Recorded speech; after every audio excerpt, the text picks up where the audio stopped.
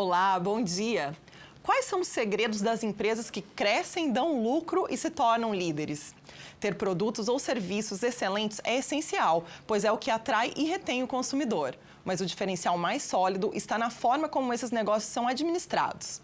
No programa de hoje, vamos compartilhar alguns segredos das empresas de sucesso, conversando com o consultor e sócio do Aquila, Felipe Aguiar, autor do livro Empresas Horizontais. A obra detalha o caminho para os gestores que querem tomar as melhores decisões. Bom dia, Felipe. Seja muito bem-vindo ao nosso programa. Que bom ter você aqui para nos contar tudo em primeira mão sobre esse livro. Bom dia, Tayana. Eu quem agradeço a oportunidade de estar aqui e compartilhar esse aprendizado aplicado na prática junto aos nossos clientes e times de consultores ao longo dos últimos 10 anos. Felipe, eu quero começar perguntando sobre a definição de empresa horizontal que você explica na página 38 do livro. Você diz assim: empresa horizontal é aquela que prioriza o resultado do processo acima do resultado da área, do departamento, do indivíduo isoladamente. Vamos começar então explicando o que é um processo. Um processo é uma sequência de atividades executadas para se promover, para se prover um produto ou um serviço a um cliente. Pense comigo, imagine uma empresa prestadora de serviços de transporte na qual organiza sua grade de horários para disponibilizar para os clientes comprarem as passagens e efetuar o transporte desses clientes até o seu destino. Ou até mesmo um supermercado ou uma drogaria que tem nos seus processos principais as compras, a distribuição, a armazenagem e a venda no final das contas para o consumidor final. Então, Felipe, isso significa que processo ele passa por toda a empresa, em tudo que a empresa faz. Exatamente, todo e qualquer tipo de empresa, porte e segmento. Em geral, muitos empreendedores montam os seus negócios após trabalharem em outras empresas do setor e quando abrem o próprio negócio, eles levam para lá o mesmo modo de fazer as coisas que eles aprenderam. É uma boa forma de começar copiando os processos? Sim, é normal as pessoas iniciarem copiando algum processo para que minimamente organizem o trabalho e entendam quais as oportunidades, os gargalos e restrições que podem ser trabalhadas para se buscar as oportunidades de melhoria dentro de cada negócio específico. Felipe, tem um trecho no seu livro, logo no início, que você diz assim: o que torna uma empresa única é a sua capacidade de entender e ou captar uma demanda do mercado e traduzi-la ou transformá-la de uma forma dinâmica e veloz em um produto ou serviço que estimule o cliente a pagar ou pagar mais caro que o usual. Eu te pergunto, como entender o que o cliente quer? Legal a pergunta, especialmente relacionada aos momentos de interação com o cliente, nos momentos de compra desse cliente, seja numa compra presencial ou até mesmo remotamente, via redes sociais ou telefone, para se descobrir quais são esses interesses. Além disso, pesquisas de mercado são fundamentais, ou mesmo pesquisas de pós-venda, referenciais baseados nos concorrentes, para se ter a exata noção dessa expectativa dos clientes. E inovar 100% também vale? Também vale. No entanto, cabe pesar qual é o benefício e o esforço para se conseguir buscar essas transformações, essas inovações, para encantar o cliente com novos produtos e novos serviços diferenciados. E, Felipe, os vendedores da empresa que estão em contato com o cliente o tempo todo e também que estão no atendimento por telefone ou interagindo pelas redes sociais, também são fonte para essas pesquisas que você citou? Sim, sem dúvida. Eles são o termômetro da relação com o cliente, porque eles conseguem captar quais são essas expectativas dos clientes em função dos produtos e serviços que eles oferecem, porque eles, uma vez que estão na ponta, conseguem perceber exatamente essas necessidades dos clientes e conseguir oferecer produtos que agreguem valor. Você acha que, em geral, as empresas não utilizam, às vezes, informações que elas já têm à mão e que poderiam ajudá-las a entender o que o cliente quer ou até mesmo perceber uma tendência de mercado? Sim, certamente, Tayana. Inclusive, é uma das dificuldades que eu tenho observado na prática, um desafio que eu tenho observado na prática na implantação dos processos. Geralmente, as empresas têm bancos de dados muito robustos, com muitos registros disponíveis, e a dificuldade está em transformar esses dados em informação para fazer a tomada de decisão assertiva e veloz para os negócios. É aí que está o grande diferencial. Tem muita gente que não entende, né, Felipe, que dado não é a mesma coisa que informação. É né? verdade. Existe uma ciência para transformar esse dado em informação para potencializar a tomada de decisão. E empresas que faturam mais, que têm receita mais alta, não necessariamente são as empresas mais competentes, certo? certo, o lucro aqui também é importante. Sem dúvida. Não necessariamente as empresas que têm um grande faturamento vão ser as que vão se destacar, as que vão ser as mais competentes. Essa competência, Tayana, necessariamente passa por uma gestão dos processos internos para traduzir os resultados para a última linha da lucratividade do negócio. Pode ser que existam empresas que faturem 1 milhão e apresentem um lucro de 2%, ou empresas que faturam 200 mil e apresentam um lucro de 20%. Então, necessariamente, essa gestão dos processos façam que o resultado seja observado da melhor maneira no lucro no final das contas. É interessante isso, né, Felipe? Porque a gente que anda pelas empresas, a gente consegue ver muitas vezes empresas que estão faturando muito, às vezes em alguma determinada linha ou um determinado produto, e aquilo pode até estar dando prejuízo, não é? Verdade. Pode ser que esse faturamento seja bem representativo, no entanto, se internamente eu não tenho uma boa gestão dos meus processos, dos meus recursos, pode ser que no final das contas eu não consiga capturar o resultado esperado na última linha de resultado, ou seja, na lucratividade. Então, por isso, Tayana, que os gestores precisam não se empolgar apenas só com o resultado da receita. Precisam entender todos os seus custos, despesas, organizar os processos internos para que, de fato, o lucro seja observado no final do resultado. E, Felipe, pela importância da qualidade dos processos de uma empresa, eles têm que ser revistos de tempos em tempos ou se eu fizer um bom mapeamento, aquilo já serve para a vida inteira?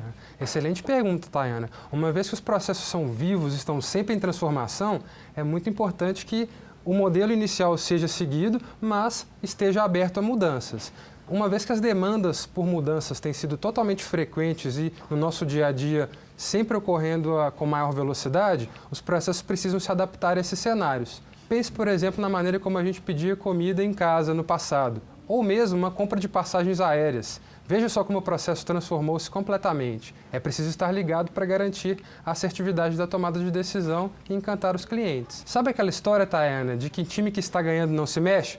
Naturalmente mexe sim. É preciso se adaptar aos processos em função das várias coisas que acontecem e têm interferência dentro do negócio. Uma nova tecnologia, nova maneira de se fazer, o mercado que pode mudar a concepção, então é bom sempre estar ligado. Fora o fato de que os funcionários também estão constantemente mudando, né? Então os processos também precisam estar adaptados a isso, certo? Verdade, novas capacitações levam a melhorias dos processos. E, Felipe, o que pode melhorar mais um processo? Um equipamento novo, que é lançado no mercado, ou uma nova técnica de trabalho? Ou poderia ser tipo uma combinação dos dois? Legal, isso vai depender muito de segmento para segmento, mas geralmente uma combinação dos dois é interessante. Talvez um aporte de tecnologia, um novo equipamento, pode melhorar muito o patamar de resultado. No entanto, cabe-se pensar na relação do custo-benefício dessa nova tecnologia.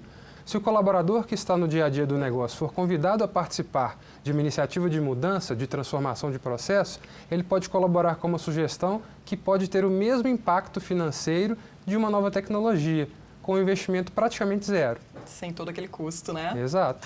Então, aquela velha frase que a gente escuta demais, que é, mas eu sempre fiz desse jeito, sempre deu certo, então a gente tem que ficar de olho nisso. Temos que ficar alertas. As pessoas precisam ter disposição de mudar se houver alguma restrição, algum gargalo observado, alguma oportunidade de melhoria, isso precisa estar no radar para que as mudanças sejam implementadas. É por isso que o livro aborda o tema de processos. Um processo robusto, continuamente revisto, é que vai garantir esses resultados. E você comenta no seu livro que as empresas horizontais usam tecnologia a seu favor para simplificar os processos. E o que não faltam são novidades no mercado, até com obsolescência precoce de tecnologias. A empresa tem que tomar cuidado para não ir na moda das novidades e gastar com tecnologias que são, às vezes, desnecessárias? Sim, é uma ótima reflexão. Mas vale essa atenção em função da implementação de uma nova tecnologia. Isso vai depender de negócio para negócio. Certa vez eu vi um cliente fazer um aporte significativo numa tecnologia que não tinha sinergia com o negócio. Esse responsável pelo processo não tinha a visão do todo e pensou só apenas em uma única área e esqueceu de pensar em todos os seus processos para correlacionar todas as variáveis. E aí esse investimento acabou não tendo o resultado esperado.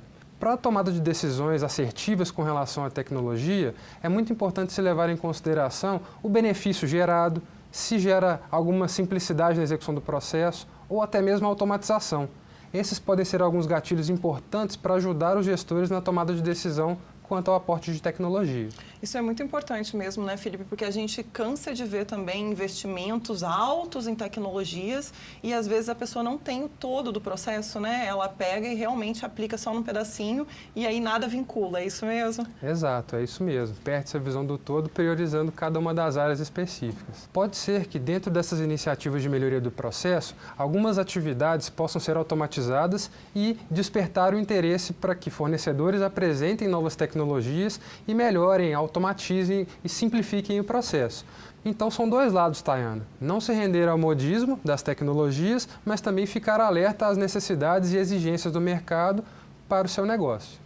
Felipe, toda empresa lida com pelo menos 3 públicos diferentes. Os clientes, os colaboradores e os acionistas, que podem ser os próprios donos ou investidores, pessoa física ou ainda outras empresas. E esses 3 grupos, eles geralmente têm objetivos diferentes. Dá para atender o interesse dos 3 e ser uma empresa competitiva? Certamente, isso é preciso para garantir a sobrevivência do negócio. É importante frisar que vale se entender o sistema, dominar os processos que vão gerar valor para esses públicos e atendê-los de forma balanceada, equilibrada.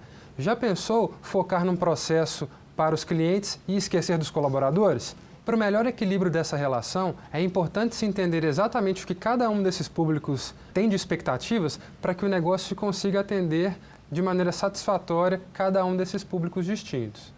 E tem uma expressão que é muito usada por empreendedores, mas que nem todo mundo entende direito o que ela significa, que é o tal do valor agregado.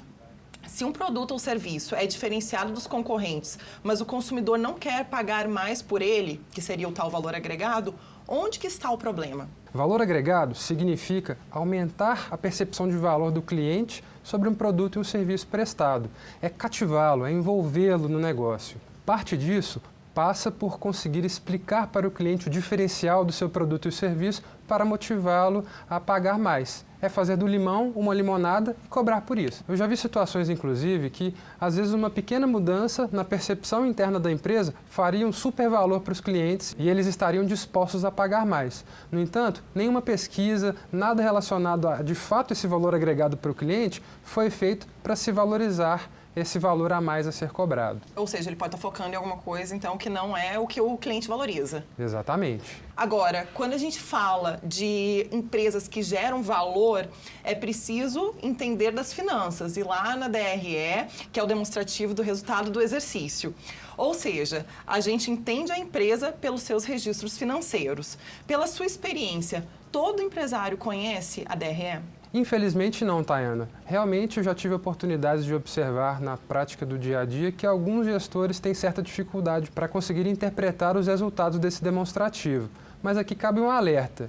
É um demonstrativo super importante que ressalta os resultados do negócio e é preciso que esses gestores entendam e dominem esse demonstrativo, porque é o DRE que vai dar a informação do quão rentável é o negócio. A gente já falou, inclusive, antes do lucro, né? Se a gente não conseguir acompanhar tudo pelo DRE, é aquele caso que a gente citou lá no início. Tem uma ótima receita, mas não necessariamente eu estou tendo lucro. Exatamente. E aí fica o convite para esses gestores entenderem esse demonstrativo, porque não é tão difícil quanto parece. Basta dar o primeiro passo. E para quem quiser dar esse passo, o Aquila tem um curso que chama ABC das Finanças, que pode ajudar demais nisso, não é, Felipe? Realmente. Felipe, no livro você também fala sobre a importância da empresa ser veloz na tomada das decisões. A gente costuma ver empresas que, mesmo identificando uma oportunidade, seja um novo produto ou uma melhoria interna, elas demoram para agir. Existe uma vacina contra essa lentidão no mundo dos negócios? Tayana, a imunização passa pela liderança forte, com uma ambição definida, entendimento dos processos e domínio dos resultados para que se possa buscar as transformações exigidas. Então, os gestores e empresários que estão nos acompanhando sabem dos riscos que correm todos os dias e precisam dominar essas informações para buscar os melhores resultados. E vamos lembrar que a empresa que demora a tomar essa decisão abre portas para a concorrência, o que é uma coisa que a empresa precisa naturalmente evitar para não perder mercado. E quando a gente olha os últimos 10 anos e soma isso à sua experiência dentro das empresas, quais foram as 2 principais mudanças, aquelas que você passou a ver naquelas empresas bem-sucedidas? Sim, Ao longo dos últimos 10 anos, trabalhando com a implementação de processos na prática junto com as empresas, as boas práticas para elas serem bem-sucedidas refletem basicamente a 2 pontos importantes. Empresas familiares com o desejo de implementar gestão e se tornarem mais profissionalizadas para manter o seu nível de competitividade com o mercado e seguirem entregando valor aos seus clientes. A segunda mudança mais importante que eu vi nesses últimos 10 anos refere-se ao uso de tecnologias. E tecnologias que, bem usadas, podem simplificar os processos, automatizá-los e potencializar a geração de resultados. No próximo bloco, vamos falar mais sobre o papel das equipes na busca por uma gestão mais competente. E, claro, vamos saber se a cultura da empresa pode ajudar ou atrapalhar nessa busca por melhores resultados. Até já!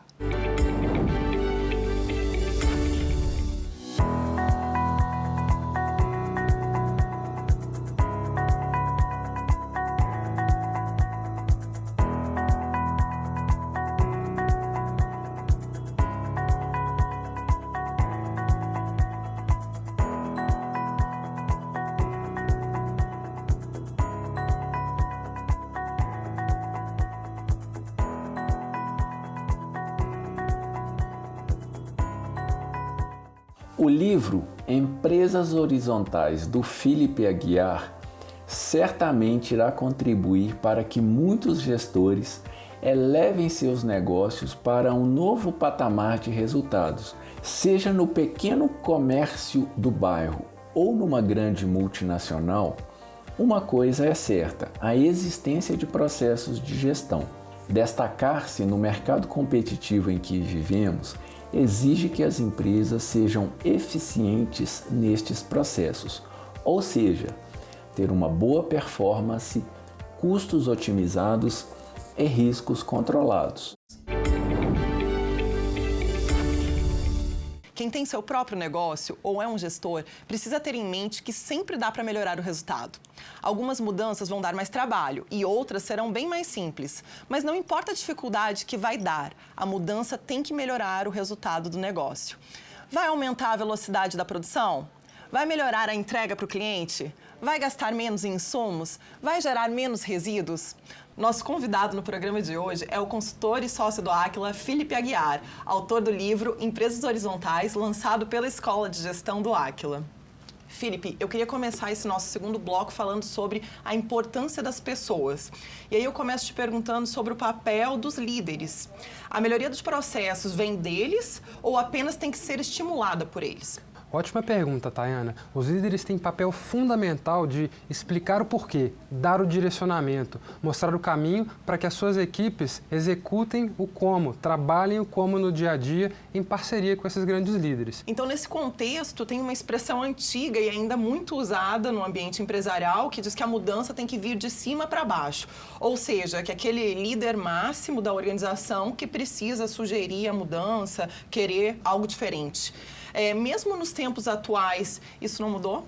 Antigamente, essas decisões feitas de cima para baixo, sem o envolvimento da equipe, funcionavam. Hoje, os tempos são diferentes. As empresas horizontais são mais ágeis, leves, precisam ter decisões tomadas de maneira mais veloz e é importante se descentralizar essas decisões, liberar as energias para que a decisão seja tomada pelas pessoas, naturalmente, com certo nível de controle, para que garanta-se o resultado de maneira veloz. Então, o papel do líder é essencial. Sim, eles são essenciais, mas não precisam ser tão mais centralizadores quanto no passado. A velocidade das mudanças está tão elevada que é importante essa descentralização para dar velocidade ao processo decisório da empresa. E você dedica o capítulo 4 do livro para falar sobre como tornar os colaboradores agentes de transformação. Todo colaborador pode ajudar nesse processo ou é preciso identificar aqueles que darão conta realmente de ajudar? Todos os colaboradores precisam estar engajados, motivados nessa iniciativa de transformação e entender para onde a empresa está direcionando os seus esforços para que possam efetivamente colaborar com essa iniciativa. Todos são convidados a participar. No entanto, naturalmente, aqueles com maior iniciativa, capacidade de comunicação e pensamento crítico serão convidados a participar inicialmente. Em geral, essas pessoas são aquelas que mais se destacam na sua função. E diante de um processo de mudança, essas pessoas vão ganhar ainda mais visibilidade no processo de transformação. Se a empresa tem um organograma mais complexo, com muitos níveis hierárquicos, é mais difícil de mudar? Geralmente sim, Tayana. Empresas mais verticalizadas, com hierarquia muito complexa, tendem a ter decisões mais demoradas e burocráticas no seu dia a dia. Eu mesmo já tive experiência em startups e em empresas tradicionais e, de fato, o processo decisório varia bastante. As startups são muito mais rápidas, não são? Verdade, são. E ainda, quando você fala do papel da equipe no processo de mudança, você cita uma pesquisa feita nos Estados Unidos que é bem interessante e que diz que os colaboradores pensam mais no resultado que a mudança vai provocar no departamento deles do que no restante da empresa. É assim que tem que ser? Não é assim que tem que ser. Essa pesquisa foi feita no início dos anos 2000 nos Estados Unidos, mas até hoje ela ainda é muito atual. As pessoas tendem a pensar muito mais nos seus próprios quadrados do que no resultado da empresa como um todo. Cabe o papel da liderança mostrar esse direcionamento e impulsionar a empresa a pensar no todo, ao invés das próprias áreas isoladamente. É por isso que a gente olha o processo como um todo. Sem dúvida alguma, para poder buscar valor para o cliente, somando o melhor de cada uma das áreas, de cada uma das partes. Por isso você defende que as empresas montem times de excelência quando querem provocar algum tipo de mudança? Sem dúvida alguma. Várias pessoas com habilidades e conhecimentos distintos olhando para uma determinada área podem ter diferentes percepções para agregar ainda mais valor para o processo inteiro. E esses times de excelência, também chamados de equipes de transformação ou startups operacionais, são formados por pessoas com conhecimentos diversos de diferentes áreas para potencializar o resultado do processo. A soma das percepções dos diferentes integrantes da equipe de transformação pode colaborar ainda mais para a melhoria do resultado do todo. Cada um, Tayana, vai ter uma visão específica sobre um determinado ponto, e essa visão compartilhada é super importante.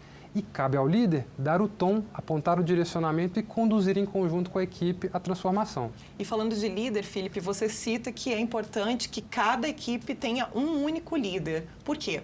Sim, para dar a dose certa de responsabilidade e direcionamento para a mudança. É muito importante que esses líderes entendam os limites, as fronteiras dos processos e acabem com aquelas zonas cinzentas que normalmente existem entre os processos. E aproveitando que você falou de zonas cinzentas, que também são brechas, você cita elas no capítulo 5. Então, quando elas aparecem e que risco elas podem trazer para o resultado da empresa? Geralmente, elas aparecem entre as entregas dos departamentos. Sabe aquelas bolas divididas ou batatas quentes que existem entre os departamentos? É um pouco por aí.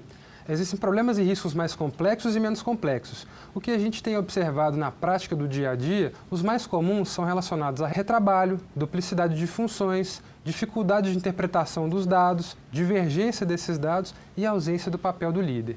Ou seja, então, se isso não estiver bem definido, pode gerar conflito. Pode gerar conflito e prejudicar o resultado do todo. E aí o cliente sai penalizado no final das contas. E processos de mudança precisam ter começo, meio e fim? Ou seja, tem que ter um prazo para começar e um prazo para terminar? Legal. É muito importante no dia a dia separar-se a rotina diária da melhoria.